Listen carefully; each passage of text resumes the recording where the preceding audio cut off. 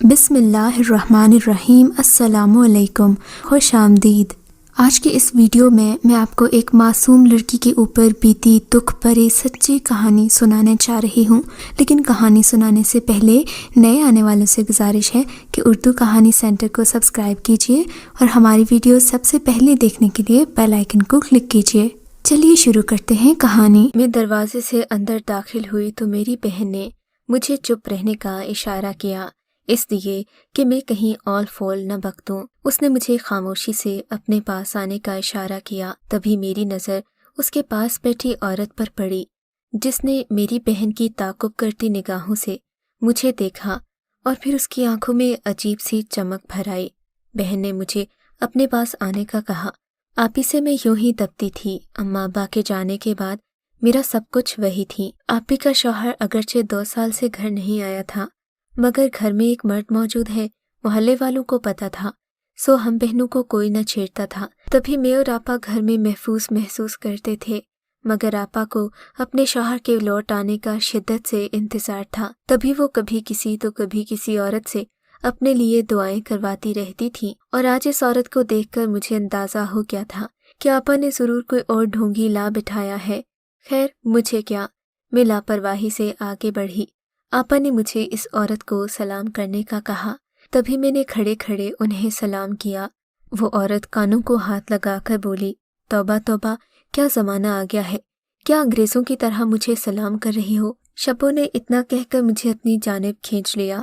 میں نانا کرتی رہ گئی، مگر اس نے مجھے اپنے سینے سے لگا لیا، پیار کرنے لگی، سر پر ہاتھ پھیرا اور بولی، ناہید، اس کا خیال کیوں نہیں رکھتی تو؟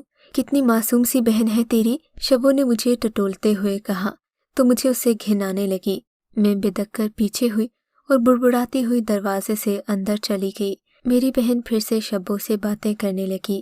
میں اپنی بہن کا انتظار کیے بنا کھانا کھا کر سو گئی تھی۔ میں جانتی تھی کہ جب آپا کو اپنی من پسند شخصیت مل جائے تو پھر وہ اس کی جان نہیں چھوڑتی اور 2-3 گھنٹے بعد ہی اٹھتی ہیں۔ خیر اگلی صبح میں بیدار ہوئی تو گھر کا ماحول بدلا ہوا تھا۔ آپا نے جگہ جگہ دیواروں پر عجیب طرح کے کاغذ لٹکا رکھے تھے۔ میں نے ادھر ادھر نظر گھما کر کہا، یہ کیا ہے آپا، یہ تم نے کیا کر رکھا ہے؟ تبھی آپا مسکرا کر بولی، ارے پگلی، پریشان کیوں ہوتی ہے؟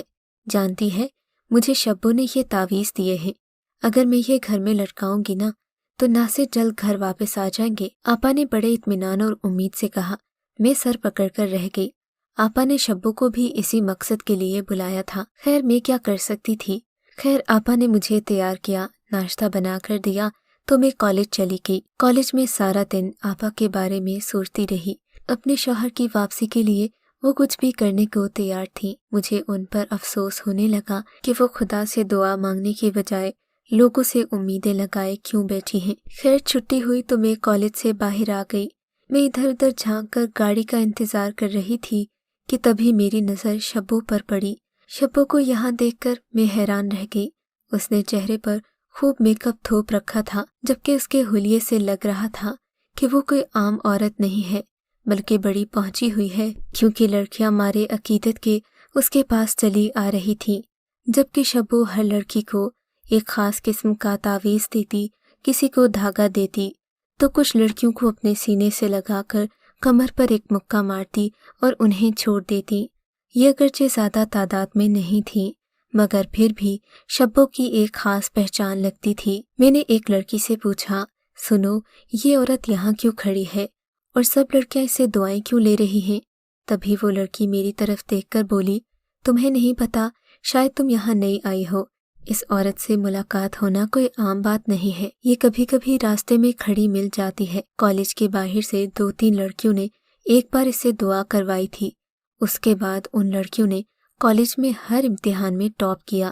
جانتی ہو، یہ عورت بڑی پہنچی ہوئی ہے، تبھی سب لڑکیاں اس کے پاس کھنچی چلی جاتی ہیں، مگر یہ روز نہیں آتی، کبھی کبھی آتی ہے۔ لڑکی نے مجھے بتا کر حیران کر دیا۔ میں تو سوچ بھی نہیں سکتی تھی کہ شبو اس قدر پہنچی ہوئی عورت ہے۔ میں نے تو اب تک اسے معمولی ہی سمجھا تھا۔ میں اسے حیرت انگیز نگاہوں سے دیکھتی گھر آ گئی۔ شبو کے بارے میں دل میں ایک اچھا تاثر قائم کر چکی تھی، کیونکہ کالج میں سبھی لڑکیاں اس کی عزت کرتی تھیں۔ میں شام کو جاگی تو مجھے باہر والے کمرے سے किसी की आवाज़ें सुनाई दी। मैं जान गई थी कि शब्बो फिर बाजी से बातें करने आई है। तभी मैंने सोचा पहले मेरा इसके बारे में रवैया कुछ ठीक नहीं था, मुझे बाहर जाकर इससे बात करनी चाहिए। मगर इसकी नौबत नहीं आई। कमरे से निकलते ही शब्बो की नज़र मुझ पर पड़ी। वो सदकेवारी जाने लगी। अरे गुड़िया, आओ आओ, वहाँ क्यों खड़ी हो? शब्बो ने अपने खास अंदाज में कहा। मगर न जाने क्यों उसका ये अंदाज देखकर मेरा सारा तासुर हवा हो गया। मैंने सर दर्द का बहाना किया। नहीं शब्बो, मुझे सर में दर्द है, मैं वापस सोने जा रही हूँ। मेरी बात पर शब्बो उठकर खड़ी हो गई। बहन भी मुझे देखने लगी। अरे गुड़िया, ये भी कोई बात है? तुम्हारे सर में दर्द है? आओ मैं दबा दूं, शब्बो ने पेशकश करते हुए कहा। नहीं नहीं शब्बो, तुम रहने दो, मेहमान आई हो ना इस घर में, मेहमान बनकर रहो। मेरे लहजे में अदब भी था और तंज भी। तभी उसने आगे बढ़कर मुझे आगोश में ले लिया। अरे नहीं, मैं तुम्हें ऐसे कैसे जाने दूंगी, बैठो, मैं तुम्हारा सर दबा देती हूँ। शब्बो ने मुझे जबरदस्ती अपने पास बिठा लिया। चारों न चार मैं उसके पास बैठ गई। मगर मुझे महसूस हो रहा था, मगर मुझे शब्बो के लम्स में कोई शफकत महसूस न हुई। तभी मैं उठकर खड़ी हो गई, बाजी की तरफ खोखार निगाहों से देखा और बोली, आपने भी हर ऐरे कैरे को अपने घर में घुसा रखा है। मुझे ये औरत ठीक नहीं लगती। आइंदा से मुझे ये यहाँ नजर आए तो मैं इसका गला घोंट दूंगी। मैंने शब्बो की तरफ गुस्से से देखा और अंदर कमरे में चली गई। मेरे जाने के बाद मेरी बहन शब्बो से माफ़ी मांगने लगी। शब्बो, इसे बद्दुआ न देना, खुदा के लिए, बड़ी नादान है ये, नहीं समझती कि तू कितनी पहुंची हुई है, तभी ऐसी गुस्ताखी कर गई है। मुझे नाहिद आपा की बातें सुनकर गुस्सा आने लगा था। क्या पहुंचे हुए का ये मतलब है कि हम उसकी गलत बात को भी सही मान लें? मैंने सर को झटका और अंदर चली गई। मैं इंतजार कर रही थी कि शब्बो जाए और बाजी से इसके बारे में बात करूं। थोड़ी देर के बाद शब्बो चाय पानी पीकर चली गई। मैं भी गुस्से से भरी कमरे से बाहर आई। बाजी, अगर नासिर भाई ने आना हुआ ना तो आ जाएंगे। इस तरह के बदकिरदार लोगों को घर में घुसाकर आप क्या अल्लाह की खुशनुदी हासिल कर लेंगी? मैं बाजी के सर हो गई। कानों को हाथ लगाओ गुड़िया, बाजी अकीदत से बोली। शब्बो अगर नामुकम्मल इंसान है तो क्या हुआ? क्या तुम इससे इस बिना पर नफरत करती हो? बाजी ने नाराजी से मुझे देखा। नहीं बाजी, मैं इसे इस वजह से नफरत नहीं करती कि ये नामुकम्मल है, बस मुझे इसका छूना अच्छा नहीं लगता। आखिर दिल की बात मेरी जुबान पर आ ही गई। तभी बाजी मुझे समझाने लगी। अरे पगली, ऐसी बातें नहीं करते। ये जो हिजड़े होते हैं ना, इनकी हर चीज में बरकत होती है। इनका देखना, बोलना, छूना, हर चीज में तबरक होता है। बाजी अकीदतमंदी से बोली। मगर मैं इन बातों पर यकीन नहीं रखती थी।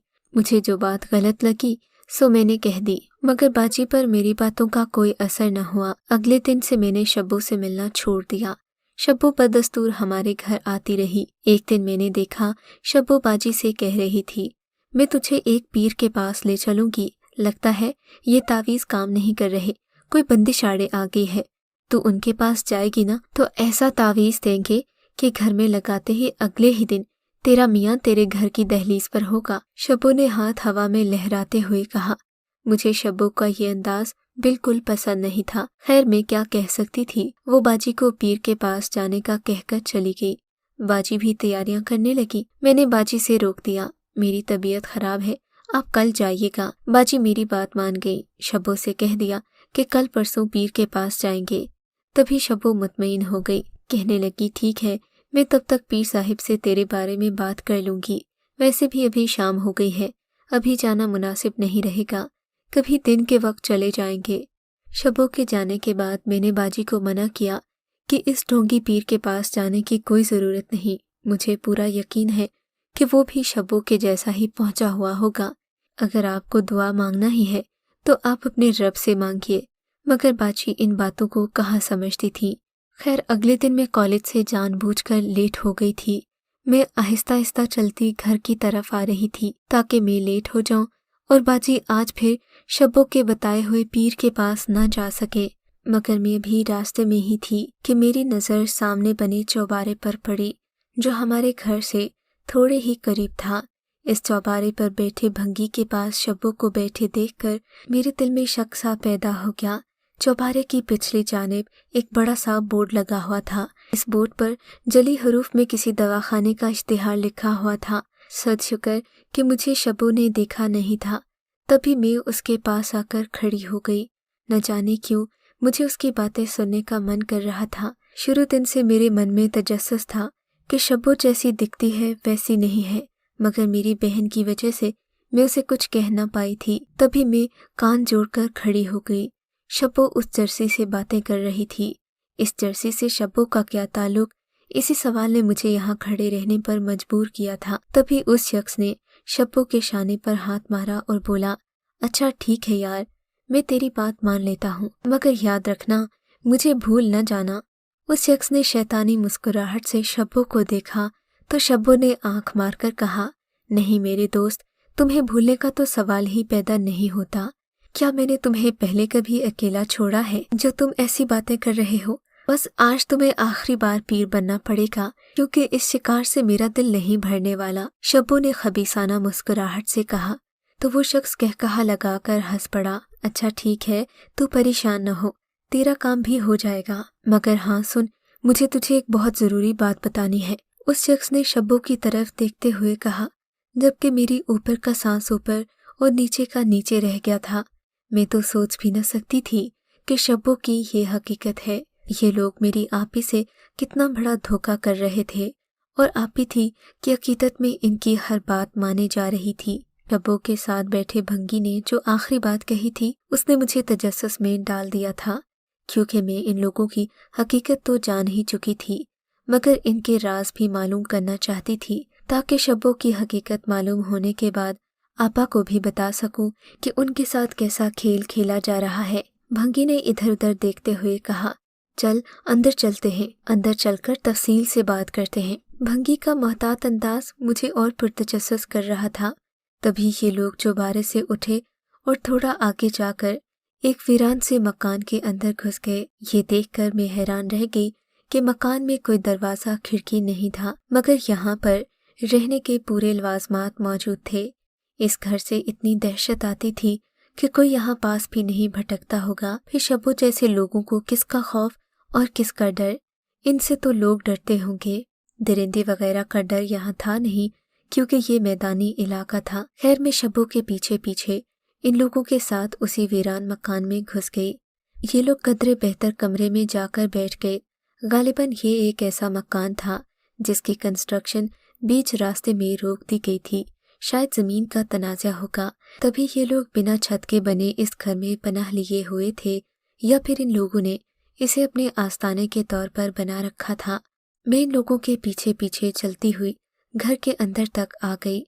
मुझे बेइंतहा खौफ भी महसूस हो रहा था। कमरे के अंदर दाखिल होते ही शब्बो ने हाथ वाला पंखा लिया और हवा चलते हुए अपने सर पर हाथ मारकर विग उतार दी। विग उतारते ही उसका गंजा सा सर बाहर निकल आया, जबकि मैं उसे देखकर पलकें झपकाना भूल गई। शब्बो तो पूरे का पूरा मर्द था। चौड़े शाने और मर्दाना हाथ पहले भी उसके औरत न होने की गवाही देते थे, मगर चेहरे पर 2 किलो मेकअप थोपकर और ऊपर से विग लगाकर वो किसी औरत जैसा ही दिखता था। मैं दम साधे वहां खड़ी थी। मुझे भंगी के बोलने का इंतजार था कि कब ये अपने मुंह से बात फूटे और मैं यहाँ से जाऊं। ये लोग आलती पालती मारकर बैठ गए थे। शब्बो ने पास रखा पान का डब्बा उठाया और पान से अपने होंठ लाल करते हुए शब्बो को बताने लगा, बात यह है प्यारे कि यहाँ की पुलिस बड़ी घाघ है। इनकी नजर हर छोटे बड़े पर रहती है, मगर ये उसे कहते कुछ नहीं है। हाँ, ये इनकी अच्छी बात है। शब्बो ने भंगी के हाथ से पान लेते हुए कहा, मगर मुझे लगता है अब इन्हें कुछ देना पड़ेगा।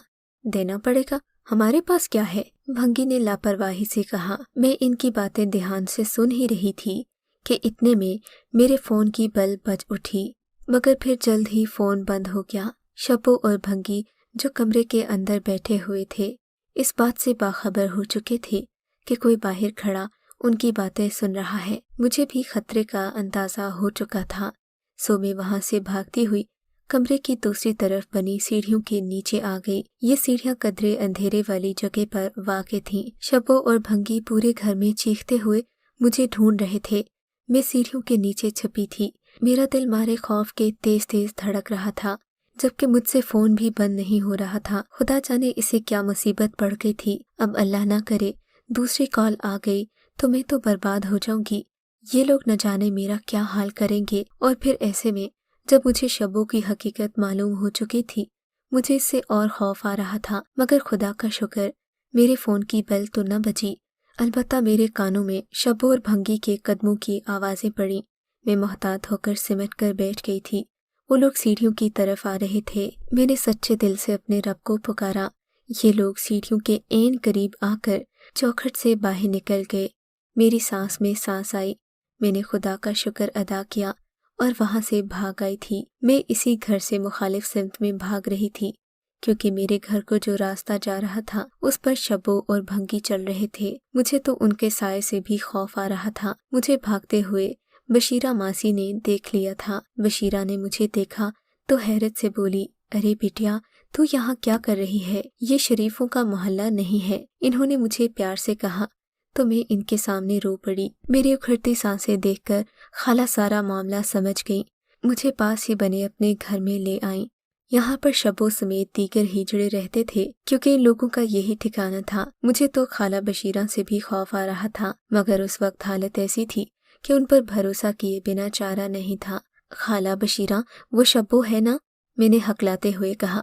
अरे बोलना, क्या हुआ है शबो को? खाला ने परेशानी में पूछा। मैंने लफ्ज़ बलफ्ज़ सारी कहानी खाला बशीरा को सुना डाली। खाला, आपको पता है मेरी बहन तो शबो पर कितना भरोसा करती है। आज तो वो उसके साथ पीर के पास भी जाने वाली है। पीर की सारी हकीकत आपको मालूम हो गई है। मैं क्या करूँगी? मेरी एक ही बहन है। वो शख्स तो उसे मार देगा। खाला, कुछ करो, खुदा के लिए कुछ करो, वरना मैं जिंदा नहीं रह पाऊंगी। खाला शबो, जो मुझे काफ़ी अरसे से जानती थी, मेरी बात सुनकर आंखों से आंसू बहाने लगी। बड़े दुख की बात है गुड़िया, लोग हम पर भरोसा करते हैं और इस शबो जैसे लोगों की वजह से लोग सारे ही हिजड़ों को बुरा समझते हैं। खाला ने अपने आंसू पूंछे। तभी खाला उठ खड़ी हुई। चलो उठो, मैं इसके पास चलती हूँ और इसका दिमाग दुरुस्त करती हूँ। इसे यहाँ लाकर ना पिटवाया तो मेरा भी नाम बशीरा नहीं। उसके लहजे में सख्ती थी। वो लंबे कदकाठ और मजबूत जसामत वाला ख्वाजा सरा थी। उसने 2-4 और को भी अपने साथ लिया और अपनी टीम बनाकर मेरे साथ आ गई। हम लोगों का रुख अपने घर की तरफ था, मगर ये देखकर मेरे कदमों तले से जान निकल गई कि मेरे घर में बाजी मौजूद नहीं थी। जरूर वो उसी पीर के पास लेकर गई होगी उन्हें। मैंने रोते हुए बशीरा से कहा। इसने बाकी ख्वाजा सराओं से पूछा। इन्होंने पीर का पता बता दिया। हम लोग जल्दी से भागते हुए पीर साहिब के आस्ताने पर पहुंचे।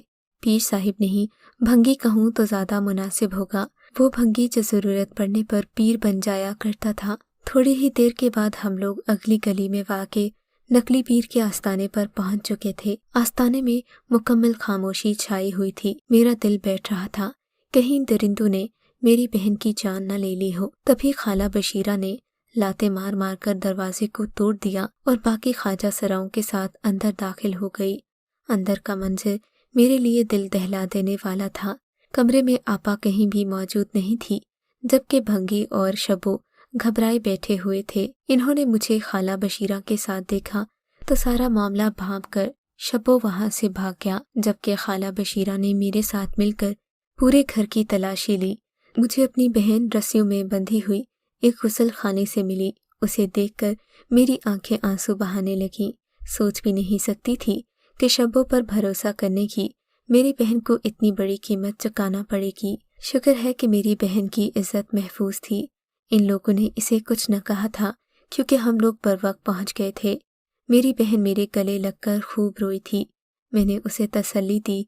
उसने भी आइंदा किसी पीर या ढोंगी पर भरोसा करने से तौबा कर ली। इत्तेफाक ये कि उससे अगले ही हफ्ते नासिर भाई घर आ गए। यूं आपा के दिल को भी करार मिला और उनके दिल से वहम के ये बादल छट गए। खुदा सब औरतों को हिदायत दे और खुदा से दुआ करती हूँ कि कभी किसी औरत का शबो जैसे लोगों से वास्ता ना पड़े। अगर आपको ये कहानी अच्छी लगी है तो इस वीडियो को लाइक कीजिए और इस तरह की मज़ीद वीडियोस देखने के लिए हमारे चैनल को सब्सक्राइब कीजिए।